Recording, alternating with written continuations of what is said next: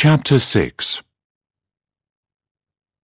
As the sun burned through the morning har, Angus set off on foot in the direction of Stockbridge, the arty area of the new town. Brodie's gallery was located in Rayburn Terrace, the main street running through Stockbridge. It would be a fairly long walk, but a pleasant one, taking him through the old town and into the Georgian terraces of the new. With any luck, the mist would lift enough to allow a view over to Fife and the hills to the north of the city. Angus found walking helped the creative process. Today, though, he simply let his mind wander. It was too glorious a day to think about work. And in no time, it seemed, he'd arrived at the gallery. Brodie's written in chic silver lettering above the door. Looking through the window, Angus could see the cliched interior of a gallery. White walls, pale wooden floors, minimal furniture. Some brightly coloured canvases were hung on the walls, and a roughly hewn sculpture sat in the corner. Stopping to compose himself, he was surprised to see the crisp-loving border collie tied up to some railings. Brodie's wife must be here. As he turned towards the door, he almost collided with two large men striding out of the door, their leather jackets and aggressive demeanour not what you'd expect in an Edinburgh gallery. Slightly flustered, he watched them walk away before entering the gallery. He stopped in front of the first picture and stared at it, but didn't really see it. He was wondering who the men were and what they wanted. Slowly, he forced himself to focus. He'd tie himself in knots if he weren't careful, always imagining the worst. Calm again, he concentrated on what he was looking at. A landscape of a sunny beach, the sea gently lapping at the shore. Adopting the manner associated with people looking at paintings, he moved slowly and quietly around the room, head tilted slightly so as to better enjoy the pictures. As he walked past, he noticed that a door at the back of the gallery, probably to an office or a storeroom, was slightly ajar. However, he couldn't hear anything, so continued. Back at the front door, he started again, this time reading the captions and moving more randomly here and there. It didn't take long to realize the paintings were all by the same person, a woman called Katrina MacPhair. Finding a leaflet on the desk at the front, he read a short biography of her. She was from Inverness, in her late 20s, had studied in Edinburgh, and was a fan of the colourist movement, something which was evident in her paintings. Bold colours, vivid landscapes, and still lifes. An enthusiasm for all things Scottish. There was no photo of her, but Angus couldn't help wondering if this was the girl with the red hair. Deep in thought, he was startled by a voice.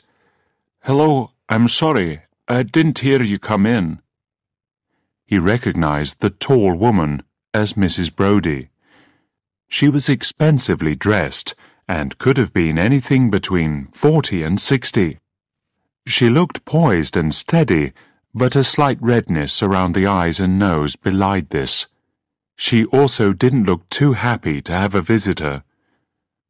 "Hello, the paintings caught my eye, so I came in for a closer look." He stopped and waited for a reply.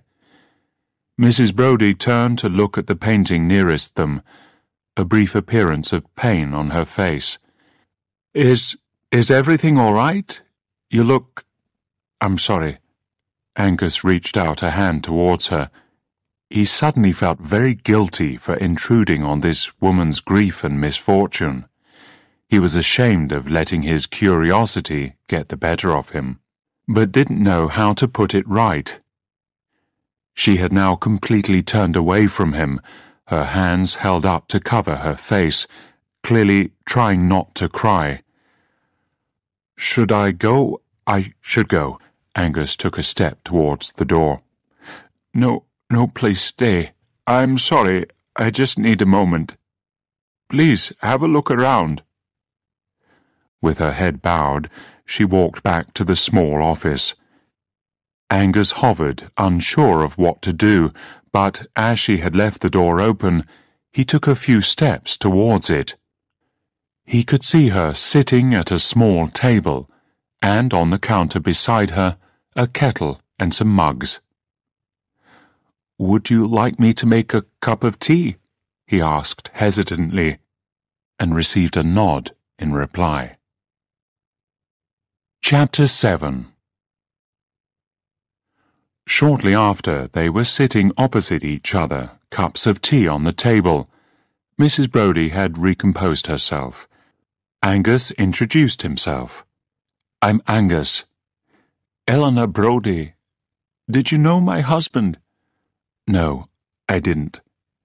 "Well, that's no great loss." She sounded bitter. "He's gone, and now I have to clear up his mess. It appears the successful gallery owner wasn't so canny after all. Seems he wasn't just cheating on me."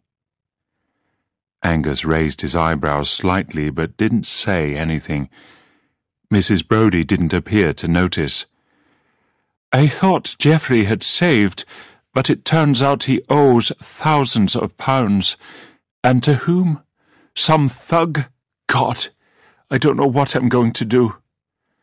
The muscles in her jaw tightened as she said this. She glanced at him quickly before continuing, "I don't know why I'm telling you this. I don't even know you." She stiffened a moment, her gaze once more directed at him.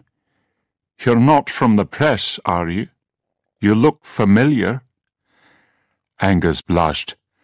"No, I'm not a journalist, Mrs. Brodie, but I've written a book. Maybe—" She interrupted him. "Of course, you're the crime writer. What exactly are you doing here? What do you want?" Her tone was accusatory. Angus squirmed in his seat, feeling deeply ashamed. The words came tumbling out as he tried to explain. "I'm sorry, I really didn't mean to pry.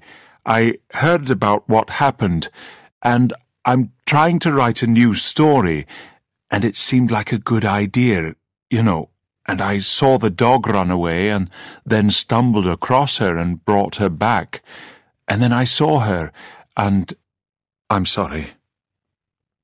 "It was you who found Jessie?" Angus nodded. They sat in silence while Eleanor Brodie thought about this piece of information. At last she spoke. "You're going to use my husband's death in a story?" "No, not exactly. I'm not sure." Angus took a deep breath. "I'm not explaining myself very well, I'm sorry.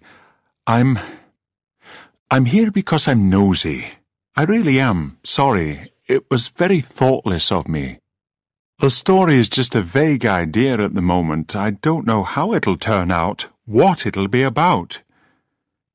Mrs. Brodie didn't answer, and Angus wondered how he could make the situation better.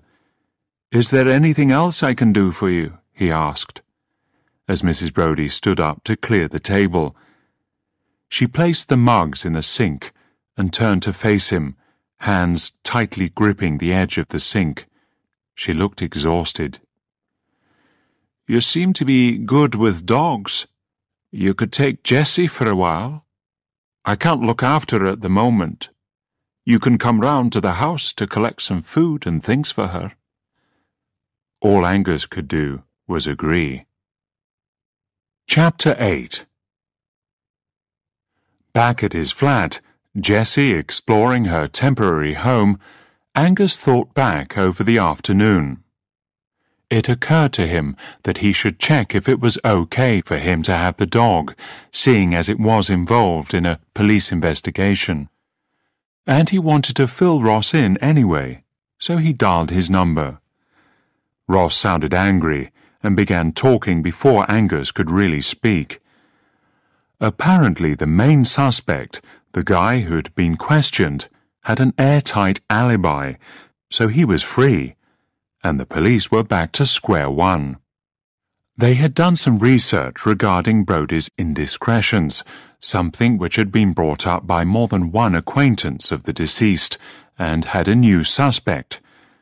Some officers were on their way at that moment to bring her in for questioning.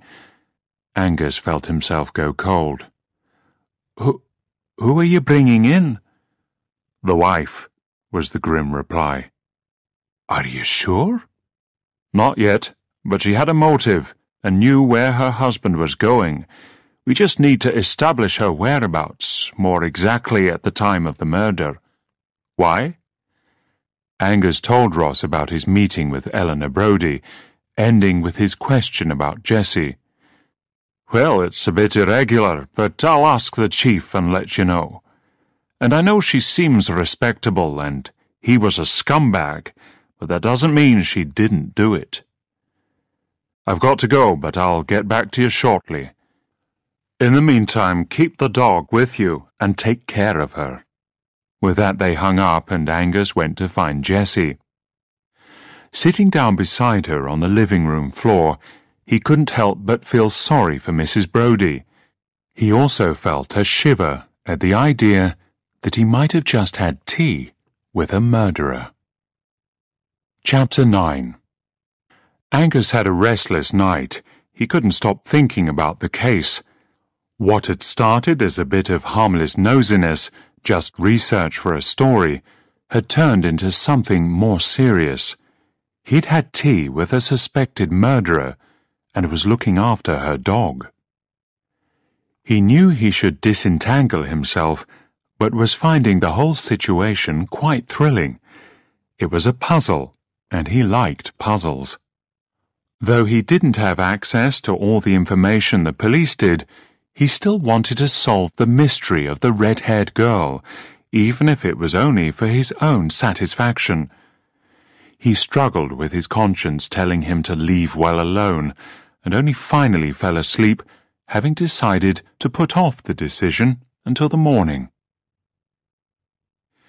It was another sunny day. White clouds dotted the blue sky as Angus got up and went to get showered. With the water beating down on him, he reached a decision. He'd stop meddling in the case. He had wanted to relax after all his PR stuff, and that was what he'd do. No more research and asking questions. With the decision made, he hurried to get dressed. He wanted to be outside and making the most of the lovely weather. He had a quick breakfast and then left the flat, Jessie following behind him. It felt a bit tactless to take her to Arthur's Seat, so the meadows would have to do for a morning walk. With one of the many paperbacks beside his bed stuffed into his pocket, in this case one that Susie had recommended, they set off along the quiet street. The park looked lovely in the early morning light. The cherry trees which lined Middle Meadow Walk had only just blossomed, and a glorious haze of pink set against sharp green leaves and the blue sky created a gorgeous canopy over his head. He turned off the path in the direction of the tennis courts. Arriving at the triangle of grass at the east end of the park, he let Jessie off her lead and found a stick to throw to her. She brought it back so obediently to him that he sat down on a bench and started to read his book, only looking up when she reappeared. Time passed, and he was so absorbed in the novel, everything to do with the case forgotten, that he didn't immediately notice that Jessie hadn't come back. When he did, he stood up to get a better look, but couldn't see her. Panic mounted as he pictured her running out into the road behind him. He rushed towards the center of the grass, hoping to see around the hedge that bordered the tennis courts, while also looking over his shoulder, for any signs of a black and white shape on the road. With a sigh of relief, he spotted her wagging tail after only a few steps. He found her being petted by a red-headed girl he recognized at once. It was the girl from Arthur's Seat, and possibly, if he was right, the artist in Brodie's gallery. Should he speak to her? "Hello, hi there," he said to the figure crouched down beside Jessie. She looked up, startled, and blushing slightly, stood up. He understood at once what had struck him about her before. She was pregnant, perhaps 5 or 6 months along. "I'm sorry, is she your dog? I thought I recognized her," she trailed off. Yes, well, no. I'm just looking after her for someone." There was a moment's awkward silence, and she looked as if she was about to go. "I think I've seen you before, at Arthur's Seat, when the body was found." Angus voiced the first thing that came to mind, wanting to see how she would react, and was both pleased and disappointed to see the colour drain from her face, and her air of discomfort be replaced by one of anxiety. "No, I think you must be mistaken. I really must be going now." And with that she turned and was halfway up the path before Angus could do anything. He knelt beside Jessie, stroking her soft ears while his mind went over what had just happened. For a dog that so disliked strangers, Jessie had been incredibly calm and quiet with the woman. She must know her. But what did that prove? Suddenly he realized that he just had to find out who she was. All his intentions of doing the right thing went straight out the window. Attaching Jessie's lead to her collar, they set off in the direction the woman had gone in. Rounding a corner, he saw her, and then continued to follow her as she walked along Buccleuch Terrace and over George Square. He almost lost sight of her as she weaved around the students that were going to and from classes. At Bristow Square, she turned right, and disappearing under the overpass at Potterrow and going against the stream of law students, hurried down the cobbled lane to Chambers Street. Nearly colliding with a skateboarder, he reached the street corner and didn't know at first which way she had gone. Standing on tiptoe, trying to get a better look, he finally thought he saw someone with red hair going through the revolving door of the museum. Apologizing to Jessie as he tied her up outside, he also entered the light-filled Victorian atrium and stopped again. The place was packed. Tourists, pensioners meeting for lunch, school kids crowded around the fountains with the goldfish, and museum wardens directing people to different parts of the collection. She could have gone anywhere. Angus would just have to take his chances. Maybe he'd be lucky. Climbing the stairs to the second floor, he walked into the calm and quiet of the Asian collections. Ceramics, glassware and textiles were all neatly displayed behind glass in metal-framed cabinets. The museum was a maze, and it wasn't long before Angus was lost in its charm, his hope of finding the girl fading. He became absorbed in the artifacts around him, and nearly jumped out of his skin when someone said, "Why are you following me?" It was the girl with red hair, and though she spoke quietly, she was clearly angry. Angus again said the first thing that came to mind.